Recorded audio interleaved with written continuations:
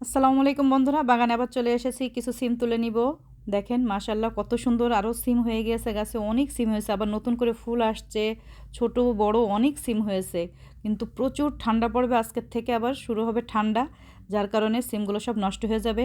শীতকালে কিন্তু সিম ভালো হয়, কিন্তু এত ঠান্ডায় কখনো গাছ বাঁচে না, এর জন্য চলে আসলাম বাগানে, সিমগুলো তুলে নিচ্ছি বিসমিল্লাহ বলে। দেখেন কি সুন্দর, একদম ফ্রেশ সবুজ টাটকা সিমগুলা মাশাল্লাহ। তাই চলে আসলাম আপনাদের সাথে শেয়ার করতে। এরই ভিতরে কয়েকবার আবার সিম আমি তুলে নিয়ে গিয়েছি, সেটা আপনাদের সাথে শেয়ার করা হয়নি। এক হাত দিয়ে মোবাইল ধরেছি, এক হাত দিয়ে সিমগুলো তুলতেছি। বাসায় কেউ নেই, মেয়ে স্কুল থেকে আসবে একটু পরেই।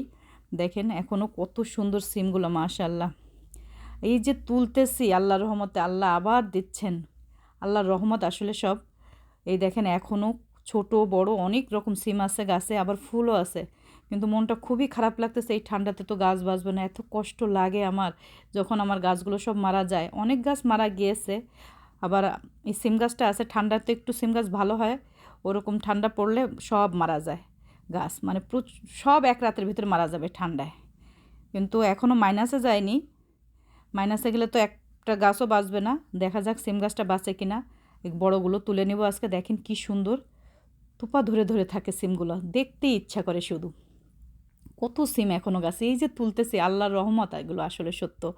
মানে এত সিম গাছে, একদম ফ্রেশ টাটকা সিম, আর খেতেও খুব ভালো লাগে, অনেক টেস্ট সিমগুলো। অনেকে আমার কাছে জানতে চেয়েছেন যে আপু বীজগুলো কোথায় পেয়েছো। এই বীজগুলো সব দেশ থেকে আনা, আমার বাবা আমাকে কিনে দিয়েছিলেন। প্রতিটা বীজই সুন্দর আল্লাহর রহমতে, যে কয়টা বীজ আমাকে কিনে দিয়েছেন আমার বাবা, সবগুলো বীজই সুন্দর। আমার মেয়ে চলে আসছে, বললো মা আমাকে দাও, আমি ধরি, তুমি তুলো।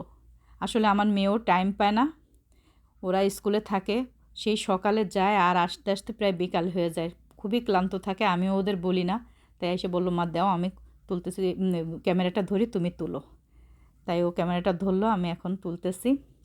এই বীজগুলা প্রতি বছর আবার আমি এই যে রেখে দিই বীজ, এখান থেকে পরবর্তীতে আবার গাছ লাগাই। একবারই নিয়ে আসছি বীজগুলা।